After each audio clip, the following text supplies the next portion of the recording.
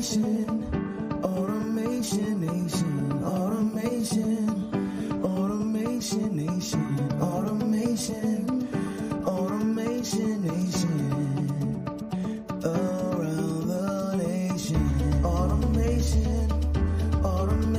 Nation, Automation Nation, Automation Nation, around the nation, around the nation, around the nation. Welcome to the Automation Nation podcast, the show for business leaders, tech aficionados, and those who are just simply curious about where technology and business are going. Automation Nation is your gateway to understanding automation, AI, and the future of business. Don't get left behind. Tune in now and subscribe for more.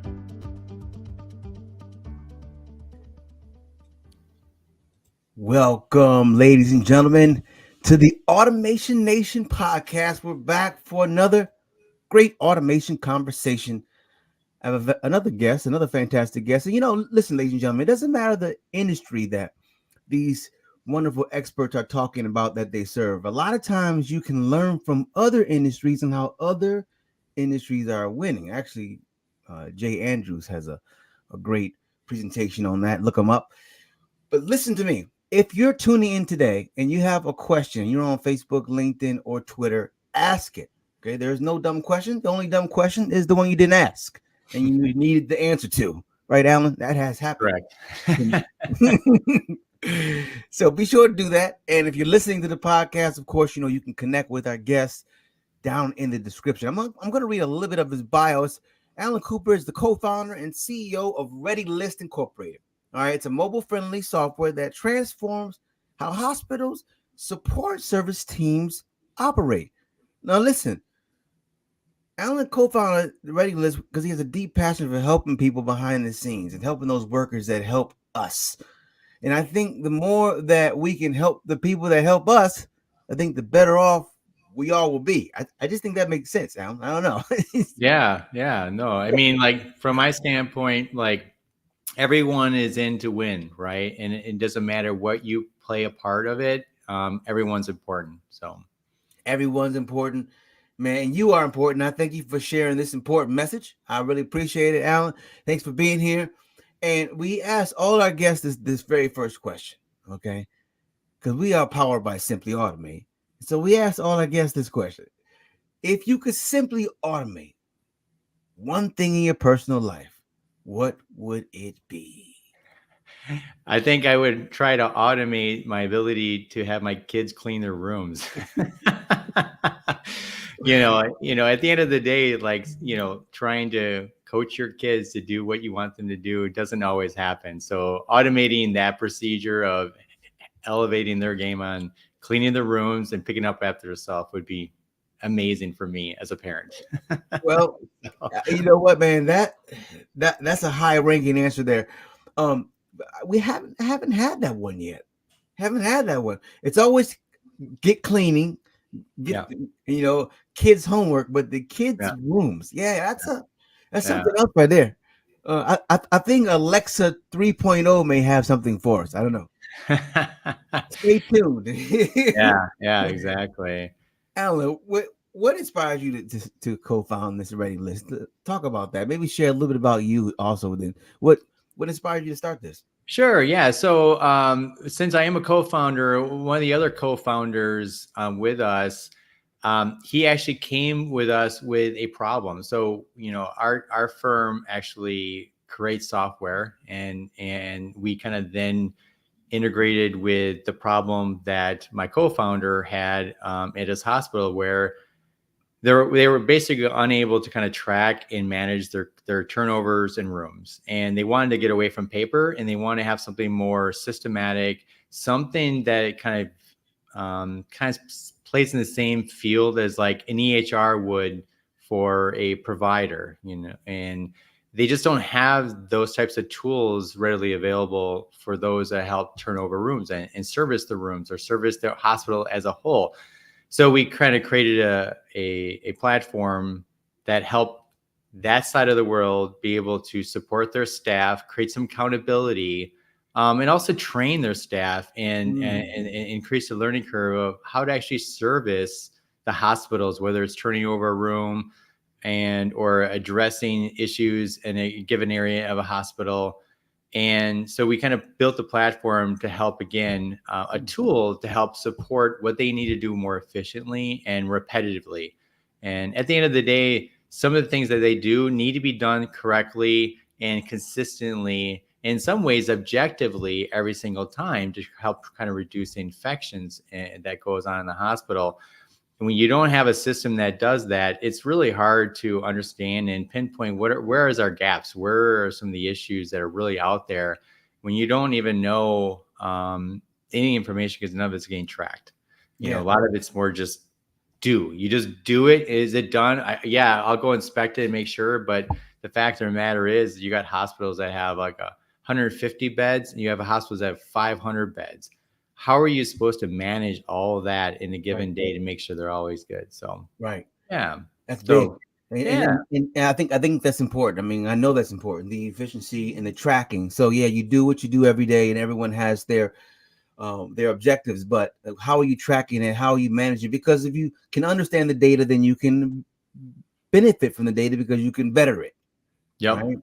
Exactly. Yeah. And that's kind of how we kind of started becoming evolving. That is like data is really key, but action behind the data is even better. Right. But you can't start with action if you don't have the data to just help support it. And that's kind of where some of the automations that are coming out of our tool is coming from, is really getting rich data that helps us understand how are the workflows, where is there's opportunities. And if you don't have the data, it's hard to tell where they have to. Now you're just kind of like guessing in some ways, or you're making a hypothesis, which is really challenging when you don't have data to support it. So, Alan, how do you believe automation helps, enhance teams working together more efficiently and better and more cohesively from your experience?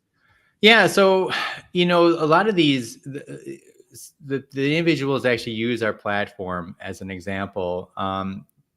It kind of brings them together and has them play all on the same level, on the same field, right? And the expectations are always the same too. So there isn't like highlighting one individual is not doing their share of what needs to be done versus the other individual. It basically helps create some transparency of what's going on, and and then everyone's seeing it, right? And I think in some ways it kind of like brings them together. Say, listen, we're a team, and for us to be able to accomplish everything that's easy to get done in a given day, we got to kind of pull together and get it done. And the only way we can do that is a system can help kind of bring that to light and it can create some of this objectivity. So then there's no pointing a finger.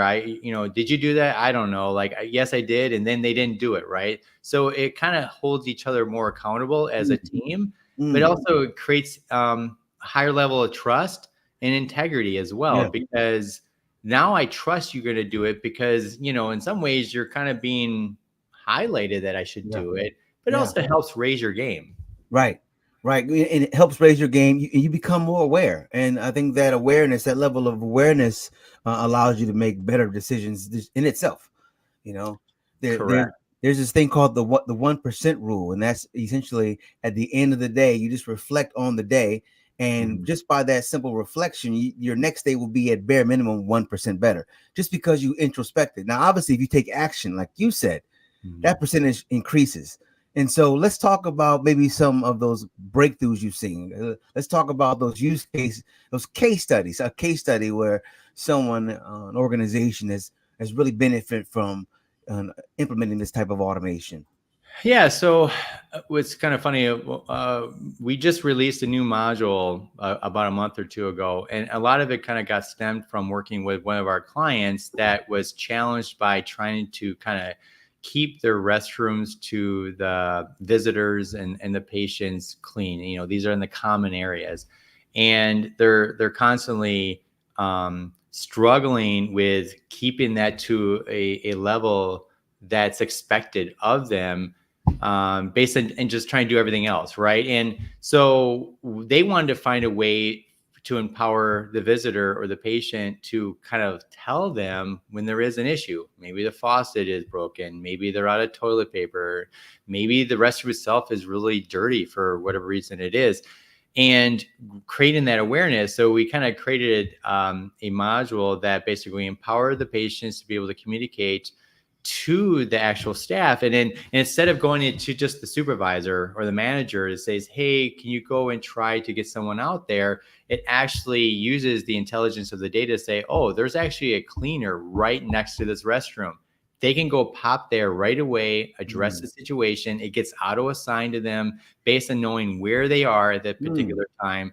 And then they're able to address it within 5 to 10 minutes versus waiting an hour. And kind of the goal, as I look at it, as I'm hopeful the requests get lower and lower and lower. And the reason for that is that the data is going to start to tell them that maybe we should adjust our cleaning routes and the like, that this particular restroom needs to be addressed 3 times more often than it usually does, right? So then, now they have it part of their workflow, because you don't want the visitor telling you there's problems. Like, that's not ideal. Right. But we also want to make awareness that there is a problem, so the next visitor doesn't have that same problem either.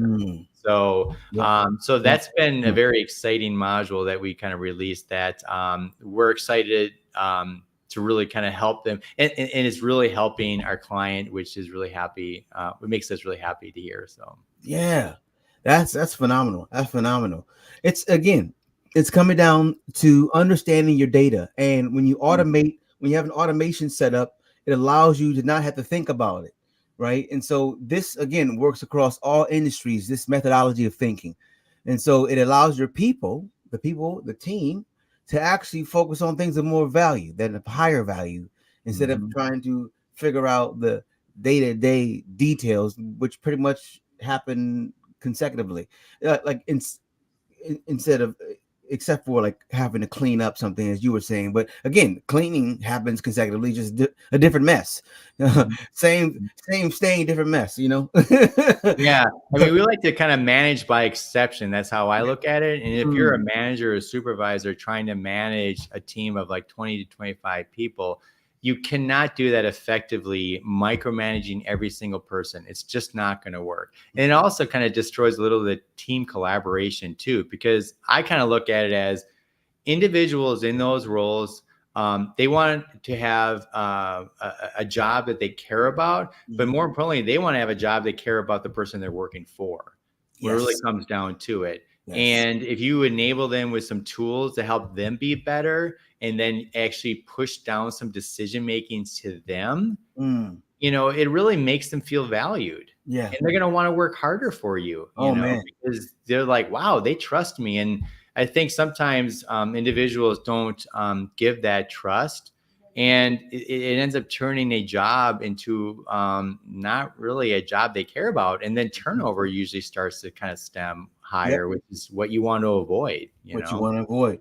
Yeah. Yes. Done effectively and efficiently, your turnover it decreases, because the people that come on board, they feel value, which means they stay.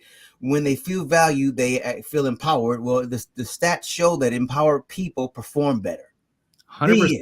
100%. Well, it goes back to your earlier point when you led off. If you look at industries, each industry can learn from each other, right? Well, like the automotive industry has been doing this forever. They empower a lot of their people on the front line, making a lot of important decisions. They didn't used to do that back in the day, but I'm fairly certain they do that now. So like learning from what's being done already with other industries, there's nothing to say it can't be done in healthcare. And I know, in fact, it can be done in healthcare. There's a lot of people that grow within healthcare that don't have to have a high degree to be kind of have a job that actually inspires them, and so yeah, that's good, man. That's good. Let's talk about, you've already shared a little bit, but let's talk more about how the automation impacts the workflows, because it's really about impacting the workflow, right? Everybody's individual tasks coming together. The more cohesive, the better. The more unity, the better the community. That's why the word unity is in the word community. You Yeah. know? Yeah. Yeah. Yeah. Yeah. So from an automation perspective, for workflow, like for us, it's about making sure you're doing the right thing at the right time, and there's not a lot of unnecessary overlapping, where you find individuals that they thought they were doing this and someone else thought they were doing this, and then you create confusion. Or sometimes you have someone else doing something that then they do it again and they didn't really realize they shouldn't have done that in the first place, right? So having some automation of understanding how your schedules are and your workflow, and then in some ways educating the supervisors to help them understand what's going on. Because I look at automation of eliminating unnecessary overhead. Right. That's number one for me. And then opening up the doors to focus on what really matters, and then being there for your staff for the exceptions, right? And being there for the exceptions. And automation, having a tool that helps guide them through certain things or provides them information they never otherwise wouldn't have had in the first place, or predictive and information, right? So, Mm-hmm. if you have enough data that helps you understand what may come about, Oh yeah. then they can kind of predict most likely it will happen again, right? So then that kind of prepares the staff and the workflow to adjust to prevent maybe a negative outcome to happen by kind of just adjusting the workflow to Right. avoid it in the first place. That's good. That's good. That kind of moves into our next question of how do you ensure that the hospitals kind of flow in alignment? You kind of were just speaking to that just now. Yeah, I mean, to go even deeper on that is, so we talk a lot about the service staff a lot because that's our primary client. But the beneficiaries of them are the nurses, the providers, and having some synergy there and some trust going between the two.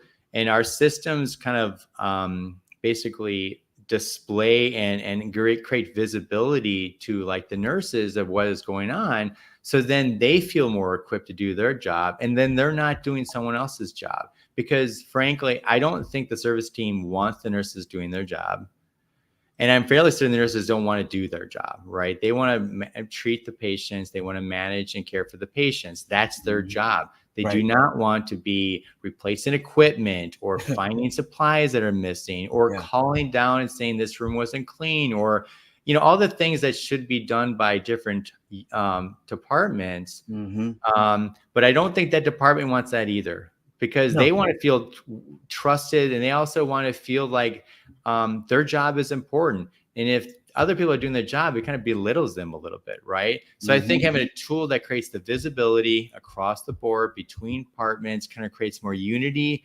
transformation happens there, and trust is really kind of elevated. So Yeah, that's good. Unity. You back to that word again.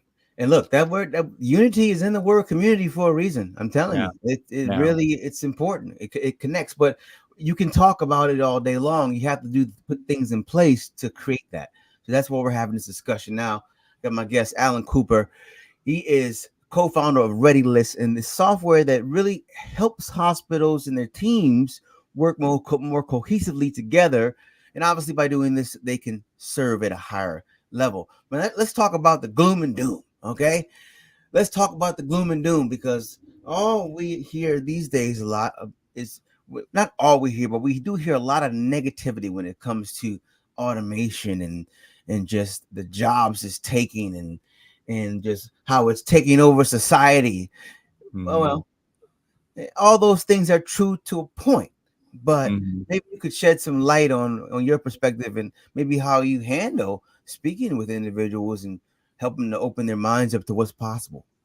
Yeah, I kind of look at what's going on with automation and AI very similar to when we're starting to leverage other countries to build products for us, as an example, right? And I think that particular perspective also was not positively looked at as well, because it takes away jobs from our local individuals, which is important. And I think what I think people started to understand, though, is it actually elevated people here too, right? So for those that normally would have been doing an X, Y, and Z job, it actually kind of forced them to actually learn other things and elevated something they otherwise wouldn't have thought they could do in the first place, right? So I think a lot of what's going on is very similar to that with AI or automation is, there's a lot of things that are happening that is just required, whether it's governmental. Sometimes government makes you do certain things because it's just part of what's required of the hospitals, right? There's zero value to the hospital to do it, but they have to do it, right? It's just part of what's necessary. So finding opportunities to automate certain things that don't add value to the hospital, but also still has the same outcome for what needs to be delivered, then allows that one resource to be kind of put in a better position and hopefully elevated to do something more important, something that they can kind of go home and feel like, wow, I had a lot of really good value to this hospital or really good value to this patient directly. It opens up different doors to them and elevates the possibility of them evolving as a human. So for me, I think automation helps bring that to the table, because otherwise I think it really kind of, if you don't have something similar to that, and I think it's just evolving in general, right? If you don't evolve in general, then it becomes static. And I don't really think that's, in my personal view, I wouldn't be happy just doing the same thing over and over again. I'd want to kind of elevate myself and try something new and feel like I'm part of the puzzle. So, oh man, you're on point, and you're right. We are made for more than that. Listen, in the back in the days when jobs first started, and we were just putting the candy on to the wrapper, and one person put it onto the cart, and then another person. It was the first time we were doing that. That was the first time. But now we've evolved since then, and so now we have to understand how to take the technology that is available to us and use that AI plus HI, which equals EI, artificial intelligence plus human intelligence creates enhanced intelligence. And that's how we want to do it. And if we do it this way, Alan, we have hospitals that are working cohesively, being able to serve the maximum amount of people with the highest amount of proficiency.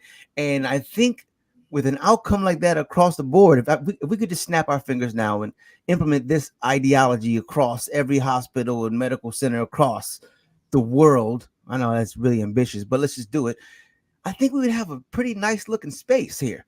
And so I agree. I mean, for me, Rob, you've seen this, and everyone watching has seen this, is hospital staff in general are overworked. There's a shortage everywhere in the hospital, providers, through nurses, through service staff. There's just not enough people. And guess what? Patients are higher. Like, there's more patients because there's more people. So how do you fix that problem? You can't address it through adding more headcount. So put money aside. It's not even a money discussion anymore. It's purely just human capital. There's just not enough labor to be able to support the needs of the patients and do it correctly and right. And at the end of the day, we're here to save lives. We're here to better people's lives. And if we can do that by leveraging automation to do the things that are like just unnecessary, but they have to be done, or enhances something so they can make a better outcome, why not leverage it?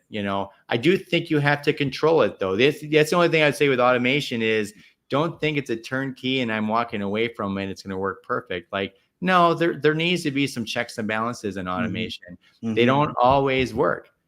But they work more often than they don't. I would say, 80-20 rule, so there needs to be some type of control in place to make sure that it's actually still working effectively as you thought it should be, or it should be adjusted.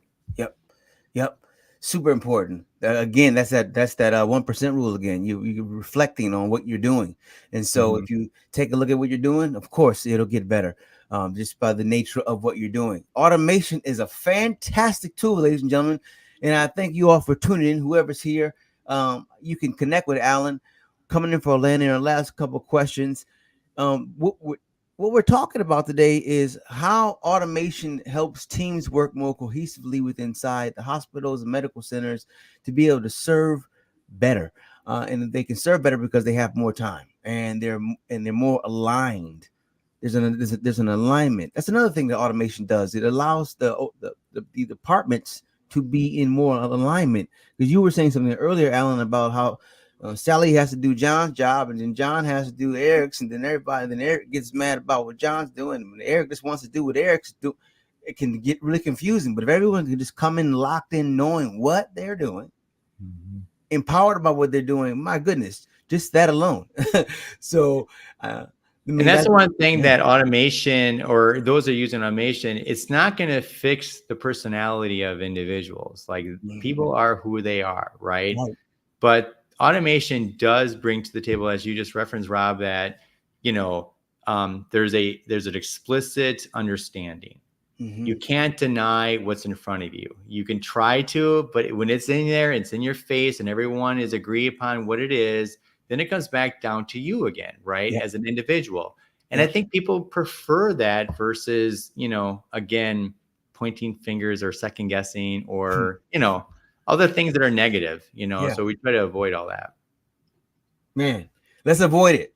Alan, give us your best piece of business advice and your favorite quote.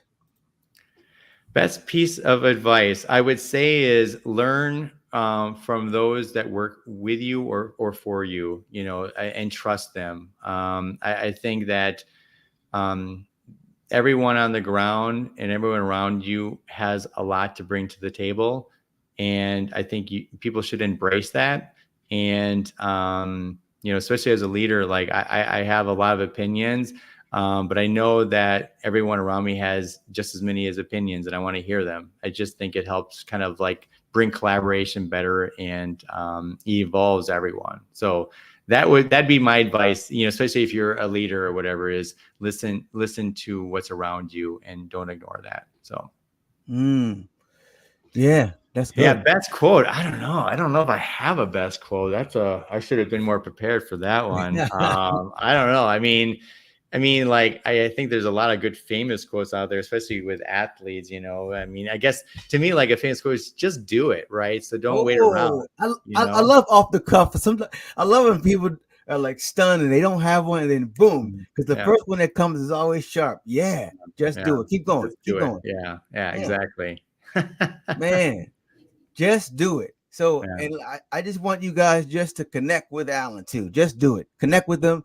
His information will be down in the description. Also, just do it. Get educated about automation in your industry and what you're doing in your department. Just investigate. Okay.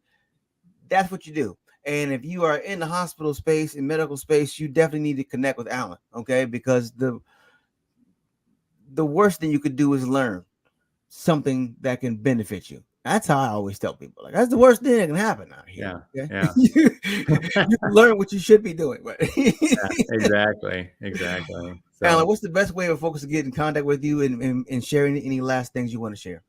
Yeah, if you go to raylist.com, you can, if you want to connect with me, you can do there. We also have another website called EVS Navigator, and the intention of that is to kind of help out the managers and the supervisors and directors of the service area that want to learn if they need some, and either call it audit of their leadership styles, or they just have some challenges they're just not sure how to kind of deal with when it comes down to working with people in automation. I suggest, encourage you to reach out. We give two 30-minute sessions for free. It's on me. I'm just here to kind of help and kind of get everyone in a good spot. So I like that. 2 free 30-minute sessions. What that means is that he wants you to become very, very knowledgeable about what the potential is and what your upside is. That's the same thing we do. We always talk first and share and give diagrams, illustrations, so people can get a real good visual, because it's not really rocket science, and it's not really hard, but you don't know what you don't know. So they don't know until they see it. So the most important thing is you have to investigate, ladies and gentlemen. So investigate, seek and you shall find, knock and the door shall be answered. Those are some great quotes right there. Alan, thanks for being here, man. Rob, appreciate your time, and thanks for the invite. And thank you for tuning in. Remember, you don't know what you don't know. So get around some folks who know more than you know, and you'll know something. Till next time. Automation Nation, Automation Nation, Automation.